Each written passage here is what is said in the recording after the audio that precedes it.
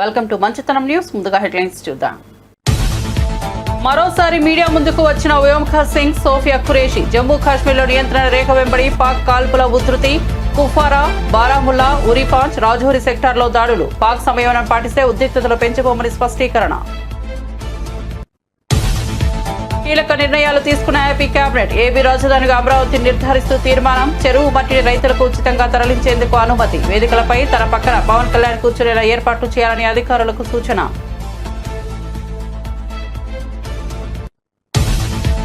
Operation సింధూర్పై కేంద్రం అఖిలపక్ష సమావేశం. ఈ ఆపరేషన్ కు సంబంధించిన వివరాలను వెల్లడించిన రాజ్నాథ్ సింగ్. ఆపరేషన్ సింధూర్ కొనసాగుతుందని స్పష్టీకరణ. దేశం కోసం కేంద్రం తీసుకునే చర్యలకు పూర్తి మద్దతు ఉంటుందన్న రాహుల్ గాంధీ. దయచేసి భారత్ నుంచి పాకిస్తాన్ కాపాడండి అని పాకిస్తాన్ ఎంపీ కన్నీటి పర్యంత. భారత్ దాడులతో పాక్ విలువిల. పార్లమెంట్ లో ఎంపీ ఆవేదన. ఆపరేషన్ సింధూర్, పాక్ లో డ్రోన్ల కలకలంపై ఎంపీ ఆందోళన. భారత్ నుంచి మమ్మల్ని కాపాడాలంటూ పాకిస్తాన్ ఎంపీ కన్నీరు. రాసి పెట్టుకోండి, ఎవరిని వదలం, మామూలుగా ఉండదని మరోసారి జగన్ వార్నింగ్. వైసీపీ కార్యకర్తలను వేధిస్తున్న పోలీసు అధికారులను వదిలిపెట్టబోమన్న జగన్. పోలీసు అధికారుల పేర్లు రాసుకోవాలని పార్టీ శ్రేణులకు సూచన. జగన్ 2.0లో కార్యకర్తలను అత్యంత ప్రాధాన్యత ఇస్తానని హామీ.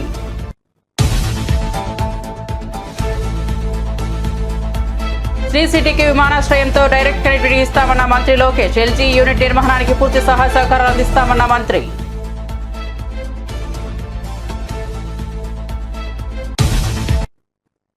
ఇక వార్త వివరాల్లోకి వెళ్తే, ఆంధ్రప్రదేశ్ ముఖ్యమంత్రి చంద్రబాబు అధ్యక్షతన జరిగిన రాష్ట్ర మంత్రివర్గ సమావేశంలో అనేక కీలకమైన నిర్ణయాలకు ఆమోదముద్ర లభించింది. రాష్ట్ర అభివృద్ధి సంక్షేమ కార్యక్రమాలతో పాటు పాలనాపరమైన పలు అంశాలపై కేబినెట్ సుదీర్ఘంగా చర్చించి కీలక తీర్మానాలు చేసింది.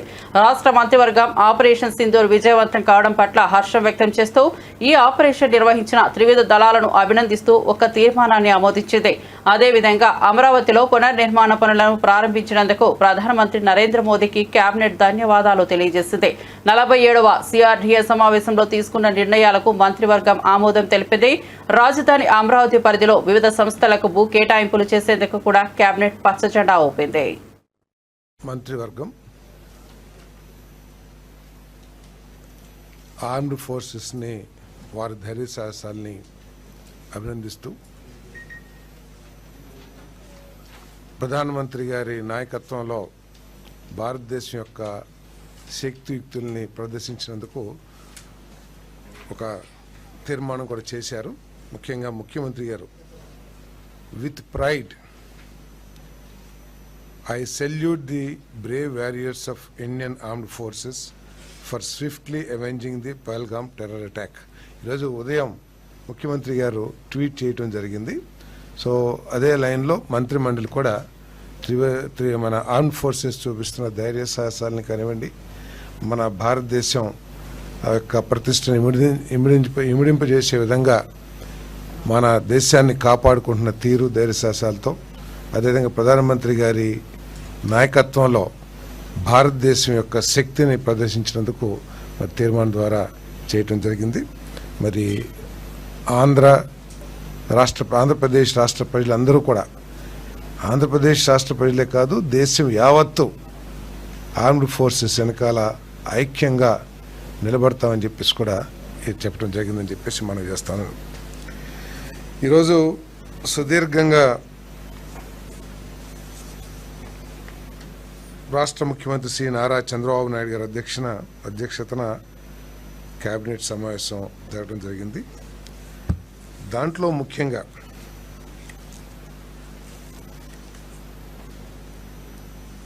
గత 5 సంవత్సరాల్లో ఆంధ్రప్రదేశ్ రాజధాని ఏది అంటే చెప్పలేని ఒక దౌర్భాగ్య పరిస్థితిలో ఉన్న విషయం అందరికీ తెలిసిందే. వాళ్ళ ఇష్టం వచ్చినట్లు 3 రాజధానులు, రకరకాల పేర్లు పెట్టి ఏ రాజధాని కూడా నిజం చేయటానికి కనీస ప్రయత్నం చేయని పరిస్థితులను మనం చూసాం. తెలుగు ప్రజలందరూ కూడా, ఆంధ్రప్రదేశ్ ప్రజలందరూ కూడా మీ రాష్ట్ర రాజధాని ఏది అని ఇతర రాష్ట్రాలు కానీ ఇతర దేశస్తులు కానీ అడిగితే చెప్పుకోలేని దౌర్భాగ్య పరిస్థితి మనందరం కూడా చూసాం. భవిష్యత్తులో ఎప్పుడు కూడా ఇటువంటి పరిస్థితి తలెత్తకూడదనే ఉద్దేశంతో ఈ రాష్ట్ర రాజధానికి గర్వించదగ్గ రాజధాని, ఈ రాష్ట్రానికి గర్వించదగ్గ రాజధానిని నిర్మించాలనే ఆలోచన ప్రీతం ముఖ్యమంత్రి గారు చేస్తున్న విషయం అందరికీ తెలిసిందే. ఒకసారి రాష్ట్ర విభజన చట్టం 2014 చూసినట్టయితే దాంట్లో సెక్షన్ 2, సెక్షన్ 5 ప్రకారం ఏంటంటే నిర్దేశింపబడిన కాలపరిమితి వరకు హైదరాబాద్ ఉమ్మడి రాష్ట్ర రాజధానిగా ఉంటుంది. నిర్దేశింపబడిన సమయం తర్వాత హైదరాబాద్ తెలంగాణ రాష్ట్రానికి రాజధానిగా, కొత్తగా నిర్ణయించబడే రాజధాని అమరావతికి ఆంధ్రప్రదేశ్కి ఉంటుందని చెప్పేసి ఆ చట్టంలో పేర్కొనబడింది. అంటే రాజధాని పేరు ఎక్కడ కూడా తెలుపుకోకుండా ఈరోజు దాన్ని అమెండ్మెంట్ చేయమని చెప్పేసి రిక్వెస్ట్ చేస్తూ తెలంగాణ రాష్ట్రానికి హైదరాబాదు, అమరావతి విభజిత ఆంధ్రప్రదేశ్కు రాజధానిగా అమెండ్ చేయాలని చెప్పేసి ఈరోజు ఏదైతే ప్రపోజల్ వచ్చిందో దాన్ని మంత్రిమండలి ఆమోదించడం జరిగింది. ఏ విధంగా అయితే గ్రేటర్ హైదరాబాద్ తెలంగాణకి రాజధానిగా ఉంటుందో, అమరావతి అంటే అమరావతిలో మిగతా ఏపీసీఆర్డీఏ చట్టంలో ఉన్న ప్రాంతాలన్నీ కూడా కలిపి అమరావతి. సో ఆ అమరావతి ఈ రాష్ట్ర రాజధానిగా పేరుని ఇన్సర్ట్ చేయటం, అంటే ఆ చట్టంలో ఏదైతే కొత్త రాజధానిని విభజిత ఆంధ్రప్రదేశ్ ఏర్పాటు చేసుకుంటుంది, డిసైడ్ చేస్తుందని ఏదైతే ఉందో అక్కడ కొత్త రాజధాని కాకుండా Amaravati will be the capital of Andhra Pradesh అనేది ఇన్సర్ట్ చేయాలి. అంతర్జాతీయ స్థాయి గృహోపకరణాల తయారీ సంస్థ ఎల్జీ ఎలక్ట్రానిక్స్ సిటీ యూనిట్ కు మంత్రి నారా లోకేష్ భూమి పూజ చేశారు. ఈ సందర్భంగా మంత్రి లోకేష్ మాట్లాడుతూ ఎల్జీ యూనిట్ నిర్మాణానికి పూర్తి సహాయ సహకారాలు అందిస్తామన్నారు. ఇక్కడ అనుబంధ యూనిట్లతో పాటు ఎల్జీ సిటీ నిర్మించాలని కోరారు. రాబోయే 4 ఏళ్లలో సిటీకి తిరుపతి అంతర్జాతీయ విమానాశ్రయంతో డైరెక్ట్ కనెక్టివిటీ కల్పిస్తామని తెలిపారు. పరస్పర విశ్వాసం, ఉమ్మడి శ్రేయస్సు, ప్రపంచాన్ని అనుసంధానించే సమిష్టి లక్ష్యంతో కూడిన ఈ భాగస్వామ్యాన్ని కొనసాగిద్దామని ఎల్జీ సంస్థ ప్రతినిధులతో మంత్రి అన్నారు. ఒక ప్రతిష్టాత్మకమైన యూనిట్ ఏర్పాటుకు ఆంధ్రప్రదేశ్ ను ఎంచుకున్న ఎల్జీ ఎలక్ట్రానిక్స్ కు ధన్యవాదాలు తెలియజేశారు. ఎల్జీ ఫ్యాక్టరీ ప్రతి యువ ఇంజనీర్, ప్రతి ఆశావాహ సాంకేతిక నిపుణుడు, ప్రతి వ్యవస్థాపకుడి కలల కర్మాగారంగా మారబోతోందని ఈ సందర్భంగా మంత్రి లోకేష్ పేర్కొన్నారు. 94% of the seats that we contested, we won, and the clear mandate was about creating jobs, and we believe that this investment is in the step in that direction. This also reflects our leader Mr. Naidu's commitment to speed of doing business, robust infrastructure, a future focused vision of Andhra Pradesh. We promised ease of doing business, and today we are delivering speed of doing business. The LG factory will produce advanced home appliances, refrigerators, air conditioners and washing machines, integrating the latest in smart and energy efficient technology. A smart factory, a smarter state, a smarter India. That journey is beginning here today. This isn't just about manufacturing. It's about shaping the future of living. It's about creating jobs, empowering our youth and transforming lives. We are not just building factories, we are building futures here. This facility alone will create nearly 1,500 direct jobs, and with LG's key vendors investing here, creating more than 700 jobs, will impact our economy. Operation సింధూర్లో 100 మంది ఉగ్రవాదులు హతమైనట్లు కేంద్రం తాజాగా ప్రకటించింది. కేంద్రం అఖిలపక్ష భేటీ నిర్వహించిన విషయం తెలిసిందే. ఈ భేటీలో ఆపరేషన్ సింధూర్కు సంబంధించిన వివరాలను రక్షణ మంత్రి రాజ్నాథ్ సింగ్ వెల్లడించారు. పాకిస్తాన్ పీఓకేలోని ఉగ్రస్థావరాలపై భారత ఆర్మీ చేపట్టిన దాడుల్లో 100 మంది మరణించినట్లు రాజ్నాథ్ తెలిపారు. ఆపరేషన్ సింధూర్ కొనసాగుతుందని ఆయన స్పష్టం చేశారు. రాజ్నాథ్ సింగ్ మాట్లాడుతూ పాకిస్తాన్ పీఓకేలోని 9 ఉగ్రస్థావరాలపై ఖచ్చితత్వంతో క్షిపణి దాడులు నిర్వహించామని, ఈ దాడుల్లో 100 మంది ముష్కరులను మట్టుబెట్టామని తెలిపారు. దీనికి సంబంధించిన మరింత సమాచారం కోసం ఎదురు చూస్తున్నామని, ప్రస్తుతం ఉద్రిక్త పరిస్థితిలో కొనసాగుతున్నందున ఈ ఆపరేషన్ తాలూకు పూర్తి సమాచారాన్ని ఇప్పుడే వెల్లడించలేమన్నారు. ఈ ఉద్రిక్తతలను పెంచాలనే ఉద్దేశం మాకు లేదు, కానీ దాయాది పాక్ రెచ్చగొట్టే చర్యలకు పాల్పడితే మాత్రం వెనక్కు తగ్గేది లేదని తెలిపారు. దీటుగా బదిలిస్తాం, ఆపరేషన్ సింధూర్ కొనసాగుతుంది అని పేర్కొన్నారు. किसी और के भरोसे छोड़ रहे हैं, यह बात लॉन्ग रन में सही नहीं हो सकती। हमारी सरकार ने इस विषय पर गंभीरता से सोचा और आत्मनिर्भरता हासिल करने का निर्णायक कदम भी उठाया है। आप सब तो जानते हैं कि देश में पहले से ही ऑर्डिनेंस फैक्ट्रीज का एक इंडिजिनस सिस्टम रहा है और इन फैक्ट्रीज ने एक समय पर बेहतरीन काम किया और देश की सुरक्षा जरूरतों को पूरा करने में बहुत ही अहम भूमिका निभाई हुई है। इनके अलावा हमारे पास डिफेंस पीएसयूज का भी एक मजबूत इकोसिस्टम पहले से ही है। हमारी सरकार ने डिफेंस प्रोडक्शन में क्वालिटी और क्वांटिटी दोनों पर समान रूप से बल दिया है। इसी दिशा में कई क्रांतिकारी कदम उठाए गए, जिनमें से कुछ महत्वपूर्ण कदमों का उल्लेख मैं यहां करना चाहूंगा। ऑर्डिनेंस फैक्ट्रीज का कॉर्पोरेटाइजेशन उनमें से एक अत्यंत महत्वपूर्ण कदम रहा है, जिसे हमने इंश्योर किया ताकि कम समय में ही डिफेंस प्रोडक्शन में व्यापक सुधार हो सके। यहां मैं जरूर बताना चाहूंगा कि ऑर्डिनेंस फैक्ट्रीज का कॉर्पोरेटाइजेशन हमारे लिए कोई बहुत सरल प्रक्रिया नहीं थी। इसमें अनेक जटिल प्रश्न थे और चैलेंजेज भी थे, परंतु हमने इसे इसलिए लागू किया क्योंकि यह एक अर्जेंट रिफॉर्म था। अब प्रश्न उठता है कि यह अर्जेंट क्यों था? इसका एक बड़ा कारण था क्वालिटी। आप सभी स्पेशलिस्ट के समक्ष मैं यह कह सकता हूं, పహల్గామ్లో ఇటీవల జరిగిన ఉగ్రదాడి అనంతరం భారత్ పాకిస్తాన్ మధ్య ఉద్రిక్తతలు తారాస్థాయికి చేరాయి. ఈ నేపథ్యంలో ఇరు దేశాల మధ్య దాడులు ప్రతిదాడులు చోటు చేసుకుంటున్నాయి. ఉగ్రవాద స్థావరాలను ధ్వంసం చేసిన భారత్ పాక్ గగనతల రక్షణ వ్యవస్థలపై విరుచుకుపడింది. లాహోర్, ఇస్లామాబాద్, కరాచీ, గుజ్రాన్వాలా సహా మొత్తం 12 నగరాలపై డ్రోన్లు కలకలం రేపాయి. ఇరు దేశాల మధ్య ఉద్రిక్తతలు పెరుగుతున్న నేపథ్యంలో పాకిస్తాన్ ఎంపీ ఒకరు వారి పార్లమెంట్లో ఒకంత కన్నీటి పర్యంతమయ్యారు. ఉద్రిక్త పరిస్థితుల నేపథ్యంలో పాకిస్తాన్ పార్లమెంట్లో సదరు పార్లమెంట్ సభ్యుడు కన్నీటి పర్యంతమైన దృశ్యాలు సామాజిక మాధ్యమంలో వైరల్ అయ్యాయి. कही है तो गोल्ड मेडल लेके आई है एक्सरसाइज में करें, तो इसलिए जनाब स्पीकर ये बात वाजा कर देनी चाहिए। हमारी कौम यकजा है। मैं इन सब से कहूंगा कि मिल के चलो और अपने रब से रजू करो। रब काबा, हम तेरे आगे दरख्वास्त करते हैं, इस मुल्क की हिफाजत फरमाना जो तूने हमें अता किया है, और ये नबी सल्लल्लाहु अलैहि वसल्लम की दुआओं का है। आपने कायदे आजम को इंग्लैंड में मुलाकात की, ख्वाब में आए और उनको कहा कि जाओ वापस और जाके पाकिस्तान का मामला हल करो। आप खान कलात को ख्वाब में आके ये हुक्म दिया कि तुमने पाकिस्तान की सरना ये मुल्क बन के रहेगा और तुमने तो ये ऐसा बड़ा मौजज़ा है कि अल्लाह पाक ने ये हमें अता किया है और अल्लाह पाक इस मुल्क की हिफाजत फरमाएंगे। दुनिया में जहां भी देखें शायद हमारी कमी है, हम मजबूर हैं, हम गुनाहगार हैं, लेकिन रब काबा हम तेरे हबीब के उम्मती हैं। खुदा का वास्ता हमसे रहम का भला फरमा। आप चले जाएं, उधर फिलिस्तीन भी चले जाएं, कश्मीर में चले जाएं, जहां भी जाएंगे मुसलमानों के साथ वो ऐसे रो रहा है जो हम सोच भी नहीं सकते हैं।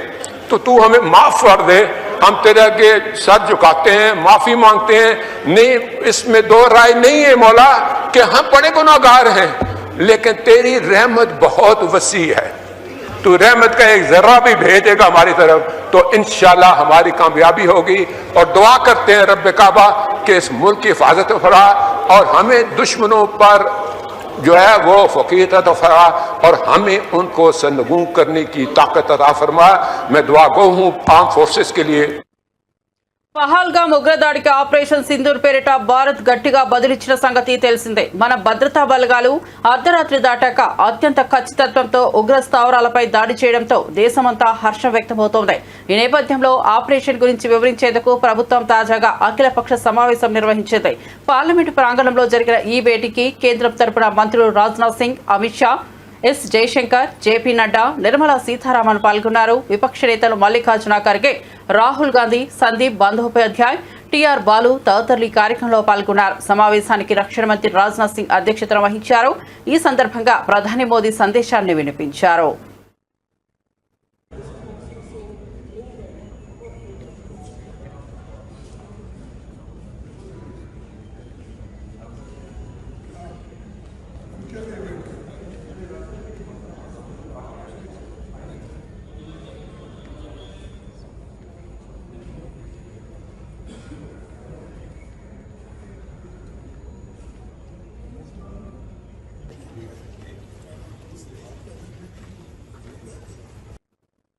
భారత్ పాకిస్తాన్ మధ్య నెలకొన్న ఉద్రిక్త పరిస్థితుల నేపథ్యంలో హైదరాబాద్లోని శంషాబాద్ విమానాశ్రయంలో భద్రతను కట్టుదిట్టం చేశారు. మరోవైపు మిస్ వరల్డ్ పోటీల కోసం వివిధ దేశాల నుంచి సుందరీమణులు హైదరాబాద్ చేరుకుంటున్నారు. దీంతో భద్రతా సిబ్బంది మరింత అప్రమత్తమయ్యారు. క్లూస్ టీం, డాగ్ స్క్వాడ్ బృందాలతో విమానాశ్రయంలో అణువణువు తనిఖీ చేస్తున్నారు. అనుమానాస్పద వ్యక్తులు కనిపిస్తే వివరాలు ఆరా తీస్తున్నారు. మిస్ వరల్డ్ కంటెస్టెంట్లను తీసుకెళ్లే వాహనాల డ్రైవర్లకు డ్రంక్ అండ్ డ్రైవ్ తనిఖీలు నిర్వహిస్తున్నారు.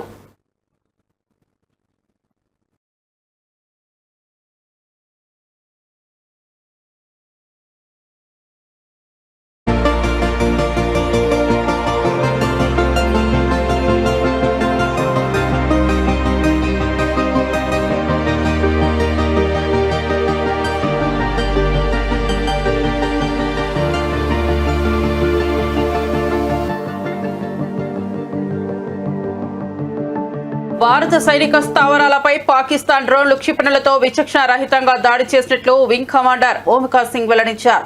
ఈ దాడిలో 16 మంది భారత పౌరులు మృతి చెందగా వారిలో 3 మహిళలు, 5 చిన్నారులు ఉన్నట్లు తెలిపారు.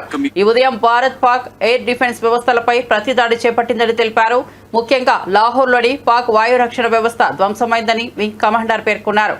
పాక్ దాడి పూర్తిగా అవివేకమైనదనిగా అభివర్ణిస్తూ అమాయకుల ప్రాణాలు తీసిన ఈ చర్యకు భారత ప్రతిస్పందన తగినదే అవుతుందని స్పష్టం చేశారు. किया गया था कि पाकिस्तानी सैन्य ठिकानों को निशाना नहीं बनाया गया। साथ ही दोहराया गया कि भारत में किसी भी सैन्य लक्ष्य पर हमले का उचित जवाब दिया जाएगा।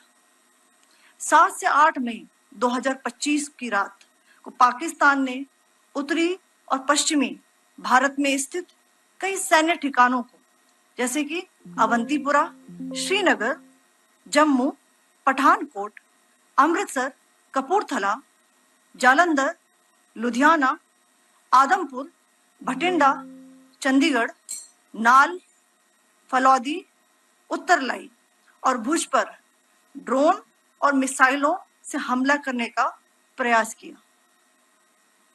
इन हमलों को इंटीग्रेटेड काउंटर यूएस ग्रिड और वायु रक्षा प्रणालियों द्वारा निष्क्रिय कर दिया गया। इन हमलों का मलबा कई स्थानों से बरामद हुआ जो कि पाकिस्तानी हमलों का प्रमाण है। On the night of 7th May 2025, Pakistan attempted to engage a number of military targets in northern and western India using drones and missiles. These places included Avantipura, Srinagar, Jammu, Pathankot, Amritsar, Kapurthala, Nal, Jalandhar, Ludhiana, Adampur, Bhatinda, Chandigarh, Falodi, Uttarlai, and Bhuj. These were neutralized by the integrated counter unmanned aerial system and other air defense systems. The debris of these attacks is now being recovered from a number of locations that prove the Pakistani attacks. आज सुबह भारतीय सशस्त्र बलों ने पाकिस्तान के कई स्थानों पर वायु रक्षा रडार और प्रणालियों को निशाना बनाया। भारत की प्रतिक्रिया समान क्षेत्र में समान तीव्रता के साथ की गई। यह विश्वसनीय रूप से ज्ञात हुआ कि लाहौर में स्थित एक वायु रक्षा प्रणाली को निष्क्रिय कर दिया गया। Today morning, Indian Armed Forces targeted air defense radars and systems at a number of locations in Pakistan. Indian response has been in the same domain with the same intensity as Pakistan. It has been reliably learnt that an air defense system at Lahore has been neutralized. Pakistan ने नियंत्रण रेखा पर आकरण गोलीबारी की तीव्रता बढ़ा दी है, जिसमें कुपवाड़ा, बारामूला, उरी, पुंछ, मेंढर और राजौरी क्षेत्रों में मोर्टार और भारी तोपखाने का इस्तेमाल किया जा रहा है। Pakistan has increased the intensity of its unprovoked firing across the line of control using mortar and heavy caliber artilleries in areas in Kupwara, Baramulla, Uri, Poonch, Mendhar and Rajouri sectors in Jammu and Kashmir. 16 innocent lives have been lost, including 3 women and 5 children, due to the Pakistani firing. Here too, India was compelled to respond to bring mortar and artillery fire from Pakistan to a halt. Indian Armed Forces reiterate their commitment to non-escalation, provided it is respected by the Pakistan military. Jai Hind.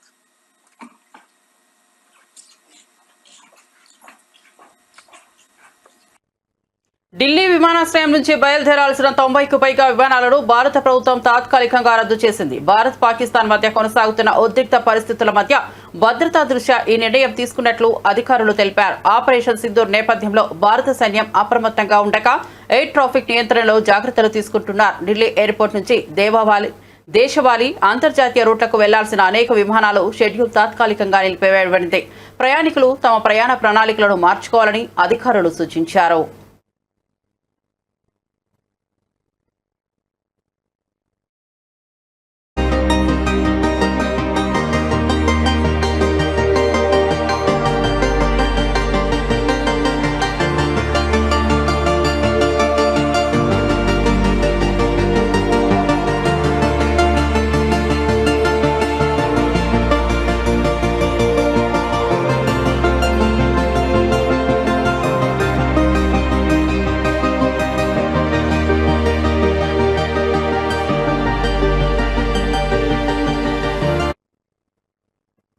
YSRCP కార్యకర్తల కష్టాలు తాను స్వయంగా గమనిస్తున్నానని party అధ్యక్షుడు YS Jagan అన్నారు. జగన్ 2.0లో కార్యకర్తలకే ప్రాధాన్యత ఉంటుందని తెలిపారు.